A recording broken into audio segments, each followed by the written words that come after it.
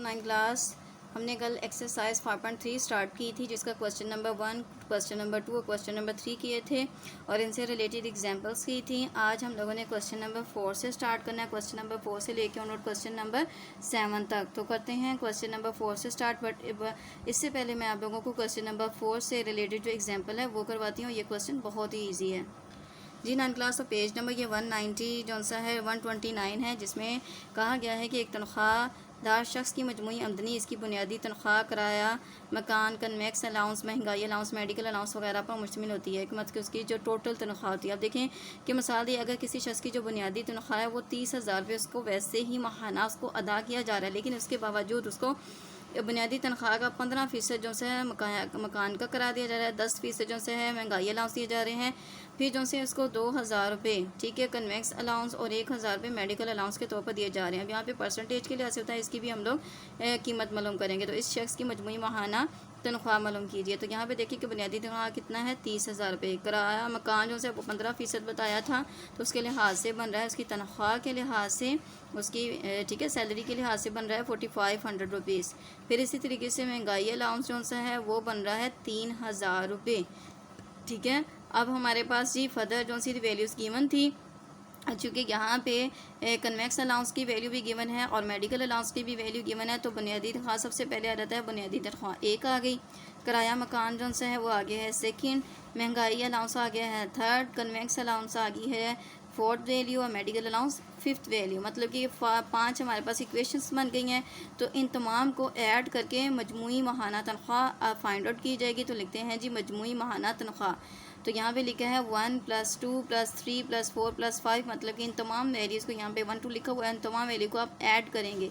30,000 4,500 plus 3,000 plus 2,000 plus 1,000 तो आ जाता है 40,500 रुपीज़। तो ये मजमूई माहाना तनख्वाह बन रही है। तो इससे ही जी 9 क्लास तो देखेंगे question number 4 same as it is है। अगर एक शख्स की बुनियादी तनख्वाह जो सी है वो 18,000, किराया मकान अलाउंस जो है वो 3,500 रुपये, महंगाई अलाउंस 3,000 रुपये, कन्वेक्स अलाउंस 1,500 रुपये और मेडिकल अलाउंस 500 रुपये, तो इसकी शख्स की मजमूई माहाना तनख्वाह मालूम कीजिए। अब मैंने आप लोगों को मेथड बता दिया, ये आप लोगों ने खुद करना है, बहुत ईजी है। सबको ऐड करेंगे तो मजमूई माहाना तनख्वाह फाइंड आउट हो जाएगी। जस्ट क्वेश्चन नंबर 5 आ जाता है हमारे पास, एक शख्स की आमदनी में कटौती की शक्ल में, मतलब कि इसकी आमदनी जितनी है उसमें से 400 रुपये जो से वो इनकम टैक्स काटा जा रहा है, 1,200 रुपये जो से वो बेन्यूवेलेंट फ़ंड काटा जा रहा है, फिर 1,500 जो से रुपये जीपी फ़ंड काटा जा रहा है, 400 रुपये जो सा है जीपी फ़ंड वो पेंशन वगैरह के लिहाज से रहता है, फिर 400 रुपये ग्रुप इंश्योरेंस का शामिल है। तो 45,000 रुपये में इसके पास कितनी रकम बचेगी। अब क्या करना है, क्योंकि इस शख्स की जो कुल आमदनी है वो कितनी है 45,000 रुपये है। ओके, तो इसमें क्या करेंगे हम 400 रुपये को ऐड करेंगे।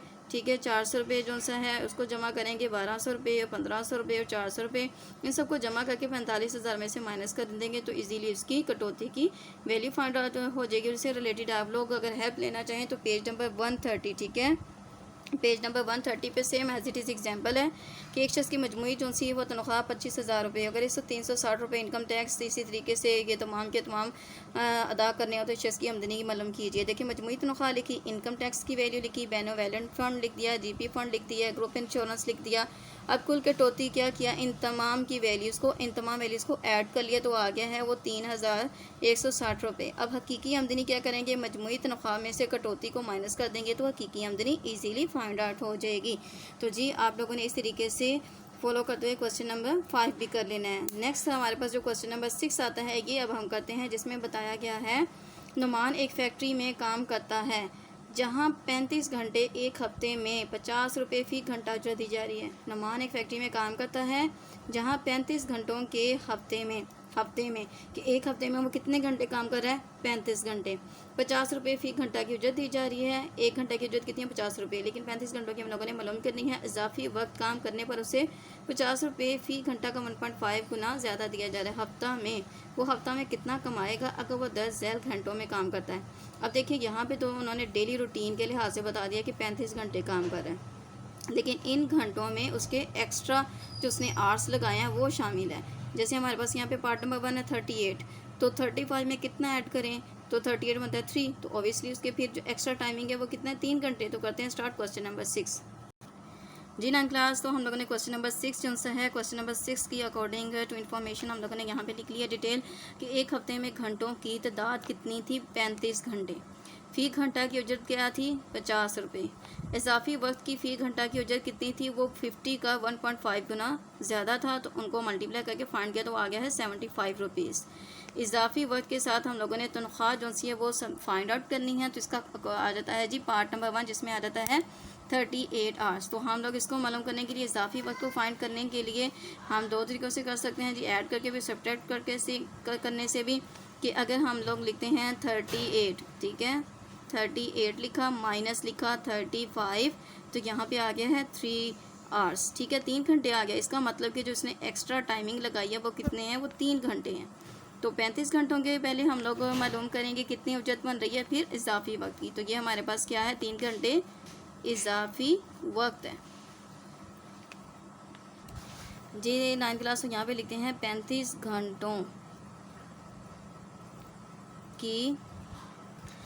घंटों की उजरत, ठीक है, 35 घंटों की उजरत 50 रुपये फ़ी घंटा के हिसाब से। तो क्या करेंगे, 50 को मल्टीप्लाई कर देंगे, 50 को मल्टीप्लाई करेंगे 35 के साथ। तो 50 को 35 के साथ मल्टीप्लाई करें तो हमारे पास आता है जी 9th क्लास, तो मल्टीप्लाई किया तो हमारे पास आ जाता है 1750 रुपये, मतलब कि 1750 रुपये जी। अब हम लोगों ने इजाफी वक्त की जो सी है वो फाइंड करनी है, तो कहते हैं जी इजाफी वक्त या इजाफी वक्त की जो सी है उजरत, ठीक है, इजाफी वक्त की उजरत जी 9th क्लास। इस तरीके से लिखा है हम लोगों ने इजाफी वक्त की उजरत जो सी 75 रुपये फ़ी घंटा के लिहाज से, क्योंकि अभी हम लोगों ने मालूम किया था कि इजाफी वक्त की जो फ़ी घंटा की उजरत है वो 50 का 1.5 है, जो कि बनता है 75 रुपीज़। अब इजाफी वक्त कितने हैं, यहाँ पे 3 आवर्स हैं, तो 3 आवर्स को 3 घंटों को मल्टीप्लाई किया है 75 के साथ, तो हमारे पास ऑब्टेन हो जाता है 225 रुपीज़, ठीक है। अब एक हफ्ते की मजमूई तनख्वाह मालूम करने के लिए क्या करते हैं कि 1750 को ऐड करते हैं 225 के साथ, तो हमारे पास ऑब्टेन होता है जी 9th क्लास। इन दोनों को ऐड किया तो हमारे पास ऑब्टेन होता है 1975 रुपये, 1975 रुपये। तो ये तो हमारे पास जी क्वेश्चन नंबर जो 6 है, क्वेश्चन नंबर 6 का, ठीक है, पार्ट नंबर 1 के अगर वो रोज़ाना कितना काम कर रहा है उसके लिहाज से इसको कितनी पेमेंट दी जा रही है। एक हफ्ते के में अगर 35 घंटे काम करता है, अगर एक हफ्ते में उसने 3 घंटे इजाफी वक्त काम किया तो उसका 225 रुपये आ जाता है। तो मजमूई ये हमारे पास ऑब्टेन हो गया जी 9th क्लास। इसी तरीके से हमारे पास आ जाता है 48 आवर्स। अब इसमें इजाफी घंटे मालूम करने के लिए क्या करते हैं कि 48 में से माइनस कर देते हैं हम लोग 35 को, तो ये हमारे पास आ जाता है जी 13, ठीक है, आवर्स। तो इस तरीके से पता चल गया है कि इजाफी जो वक्त है वो कितना है, वो है 13 घंटे जी। अब हम लोगों ने अभी फाइंड आउट किया था कि जो 35 घंटों की उजरत है वो कितनी है, ठीक है, दोबारा वही वाली, क्योंकि दोबारा 35 को घंटों की नहीं मालूम करेंगे। 35 घंटों की उजरत जो सी थी वो भी हम लोगों ने फाइंड आउट की थी 50 रुपये फ़ी घंटा के हिसाब से, वो आ गई थी 1750 रुपये, सॉरी यहाँ पे, ठीक है, 1750 रुपये ये थी 35 घंटों की। अब हम लोगों ने जस्ट फाइंड किसकी करनी है, इजाफी वक्त की। तो यहाँ पे लिखेंगे इजाफी वक्त की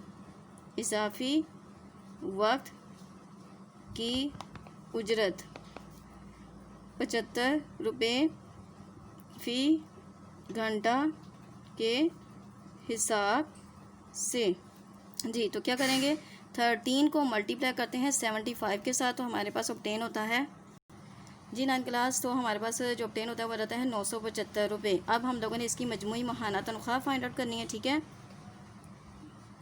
मजमूई माहाना नहीं था, ठीक है, मजमूई एक हफ्ते की मजमूई तनख्वाह, मजमूई हफ्ता की तनख्वाह, एक हफ्ता की मजमूई तनख्वाह आप लोग लिखेंगे, ठीक है, कि हफ्ते की मजमूई तनख्वाह क्या करने के लिए क्या करेंगे, फ़र्स्ट ऑफ ऑल 1750, ठीक है, 1750 को जमा कर लेते हैं 975 में, तो आ जाता है 2725 रुपये। ओके, तो जी 9th क्लास ये था हमारे पास पार्ट नंबर 2 करने का मेथड। इसी तरीके से इसका नेक्स्ट जो पार्ट है, इस तरीके से इसका जो नेक्स्ट पार्ट है पार्ट नंबर 3, ये आप लोग खुद का अटैम्प्ट करेंगे, ठीक है। अब नेक्स्ट हमारे पास क्वेश्चन आ जाता है, ये सेम एज इट इज़ है जैसे कि अभी हम लोगों ने ये वाला क्वेश्चन जो है सिंप्लीफाई किया है, और कल जो हम लोगों ने क्वेश्चन नंबर 3 अटैम्प्ट किया था। तो अब्दुल्ला की तनख्वाह की स्लिप ज़ाहिर करती है किसने हफ्ते में 36 घंटे काम के अलावा 6 घंटे इजाफी काम किया। अगर इसकी तनख्वाह की बुनियादी शरह 60 रुपये फ़ी घंटा और इजाफी वक्त की शरह 60 रुपये का 1.5 गुना हो तो मजमूई माहाना तनख्वाह मतलब कि एक महीने की आप लोगों ने फाइंड आउट करनी है। तो एक महीने की फाइंड करने के लिए क्या करेंगे कि 36 को फर्स्ट ऑफ ऑल, क्योंकि एक हफ्ते में घंटों की तादाद कितनी है 36, तो एक महीने में मालूम करने के लिए 36 को पहले मल्टीप्लाई करेंगे 4 के साथ, तो एक महीने के घंटों की तादाद मालूम करेंगे। फिर उसके लिहाज से आप इसकी माहाना उजरत फाइंड आउट करेंगे। फिर इजाफी वक्त कितना उसने किया है, 4 को 6 के साथ मल्टीप्लाई करेंगे 24, फिर 24 के लिहाज से 60 रुपये 1.5 के लिहाज से इसकी तनख्वाह फाइंड आउट करेंगे। तो इन दोनों को ऐड करेंगे तो आपकी मजमूई तनख्वाह जो सी इजीली फाइंड आउट हो जाएगी। तो जी 9 क्लास आज हम लोगों ने जो एक्सरसाइज है 5.3 वो भी कंप्लीट कर लिया। आपने इनके तमाम क्वेश्चंस की अच्छे तरीके से प्रैक्टिस करनी है, होमवर्क करना है। ओके, अल्लाह हाफिज़।